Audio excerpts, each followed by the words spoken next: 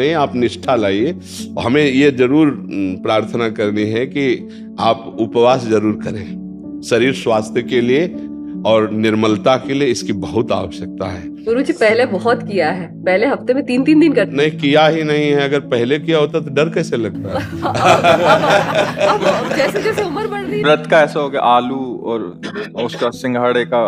भैया ऐसे फलाहार से तो हम मना करते हैं कि घर बर्बाद करोगे रोज फलाहार। ऐसा फलाहार तो रोज मिले बढ़िया है। गुरुदेव हमारे गुरुजी कालिदास महाराज जी 49 साल से सिर्फ एक नारियल का। हाँ हाँ बिल्कुल, संतों में बहुत ही क्षमता होती है, क्योंकि वो प्राण नहीं है, वो तो आत्म स्वरूप में स्थित होते हैं। श्वेतांबरी जी, राधा वल्लभ गुरुजी, श्री हरिवंश महाराज जी। गुरुदेव, जो हम व्रत उपवास करते हैं, क्या वो करना जरूरी है? मुझे अपने आसपास परिवार की तरफ से बार बार कहा जाता है, मुझसे होता नहीं है। क्या हम किसी व्रत उपवास के संकल्प को नाम जप के माध्यम से प्रगाढ़ता प्रदान कर सकते हैं? कर सकते हैं, पर अगर परिवार वाले कहते हैं तो एक दिन के उपवास में कोई हम मृत्यु को थोड़ी प्राप्त हो जाएंगे। कर लेना चाहिए, अच्छा शरीर स्वास्थ्य के लिए भी अच्छा है। भाई रोज आंतों में डाला जाता है, अगर एक टाइम ना डाला जाए, एक दिन ना डाला जाए, तो जो जठराग्नि है वो प्रबल हो जाती है और वो हमारे रोगों का नाश करती है। जब हमारी जठराग्नि मंद हो जाती है तो विविध प्रकार के रोग होते हैं। तो हमें लगता है कि महीने में 2 बार या 4 बार सबको व्रत रहना चाहिए, सबको भूखा रहना चाहिए। हफ्ते में 1 बार रख ले या 15 दिन में 1 बार रख ले, इसमें क्या जाता है? क्यों, किसका? हाँ, तो इसमें क्या जाता है? क्या आप एक टाइम थोड़ा फल लेकर के एक दिन भूखे नहीं रह सकते? कई बार बहुत कोशिश करती हूँ, कई बार तो ऐसे ही हो जाता है, पर जब हम दिमाग से सोच लेते हैं कि आज व्रत रखना है, उस दिन नहीं खाते बनता है। उस दिन ऐसा होता ही नहीं है कि मैं कर पाऊँ। बहुत परेशान हो जाती हूँ। कोई परेशानी का विषय नहीं, चूंकि आप शरीर भाव में है और शरीर को अपना स्वरूप मानते हैं, इसलिए आप भ्रमित हैं कि बिना भोजन के नहीं रह सकते। कई कई दिन भोजन न होने पर भी कभी उदासी थोड़ी आई। साधु के जीवन में तो ऐसा होता है। गुरुजी कई बार ऐसा होता है कि हम काम में बिजी हैं और नहीं खाया एक दिन पूरा, पता ही नहीं पड़ता, पर जिस दिन पता है कि हाँ हाँ, ये मन की चाल है और कोई बात नहीं। आप निष्ठा लाइए। हमें ये जरूर प्रार्थना करनी है कि आप उपवास जरूर करें। शरीर स्वास्थ्य के लिए और निर्मलता के लिए इसकी बहुत आवश्यकता है। एक हफ्ते में कोई दिन रख लें या 15 दिन में रख लें, इसका अभ्यास रखना चाहिए। इससे शरीर स्वस्थ होता है और मन भी पवित्र होता है। जब भूख का कष्ट होता है ना, तो फिर मन के पाप नष्ट होते हैं। उपवास के द्वारा बहुत जल्दी पाप नष्ट होते हैं। भगवान शिव की प्राप्ति के लिए माता जी ने सूखे पत्ते खाना प्रारंभ कर दिया, तभी अपर्णा नाम पड़ा। बिल्व के पत्र जो सूखे गिरते थे वही उठा के पा लेती, रात दिन भजन करती, तो शिव जी मिल गए। तो देखो, अगर कष्ट सहोगी तो कष्टों का नाश हो जाएगा।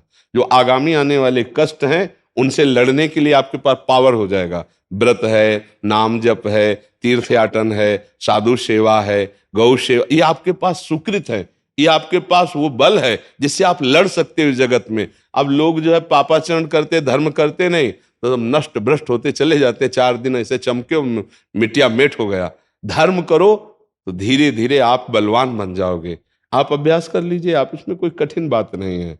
क्यों, 15 दिन में 1 दिन को उपवास के लिए शाम टाइम कुछ पा लीजिए, सुबह थोड़ा जल पी लीजिए। उपवास करके ये बहुत अच्छा लगता है। गुरुजी पहले बहुत किया है, पहले हफ्ते में 3-3 दिन करते। नहीं किया ही नहीं है। अगर पहले किया होता तो डर कैसे लगता अब जैसे जैसे उम्र बढ़ रही है भाई व्रत का ऐसा हो गया, आलू और उसका सिंघाड़े का। हाँ नहीं, आजकल तो व्रत क्या होता है, एक मनोरंजन हो जाता है। नहीं, वो व्रत नहीं रहना चाहिए। वो व्रत हम नहीं कह रहे भाई। ऐसे तो रोटी दाल से काम चल जाएगा। वो जो कूटू होता है बड़ा महंगा होता है, कूटू की पूड़ी, हाँ, और सिंघाड़े का हलवा, ऐसे नहीं। और वो समाज के चावल की खीर, ये सब महंगी चीजें हैं। और अंगूर और सेव संतरा, भैया ऐसे फलाहार से तो हम मना करते हैं कि घर बर्बाद करोगे रोज फलाहार। ऐसा फलाहार तो रोज मिले बढ़िया है।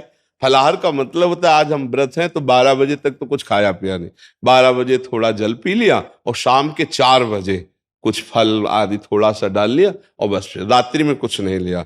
या शाम के जैसे थोड़ा मीठा है, दूध है, ऐसे कुछ सात्विक थोड़ा प्राण पोषण के लिए। एक दिन में कोई मर थोड़ी जाएगा। और दूसरे दिन फिर प्रातःकालीन प्रभु को भोग लगा करके फिर अन्न प्रसाद पा ले। होता वही है कई जगह कि हम पूरा दिन फ्रूट खाते रहते हैं, घर वाले बोलते हैं फ्रूट खा के रख लो, तो ऐसा व्रत का मतलब ही क्या हुआ? नहीं, वही हम कह रहे हैं, ऐसे व्रत का मतलब नहीं है। खाना खा लो।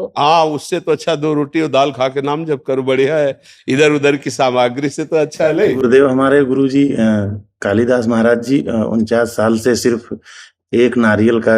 हाँ हाँ, बिल्कुल। संतों में बहुत ही क्षमता होती है, क्योंकि वो प्राण नहीं है, वो तो आत्म स्वरूप में स्थित होते हैं।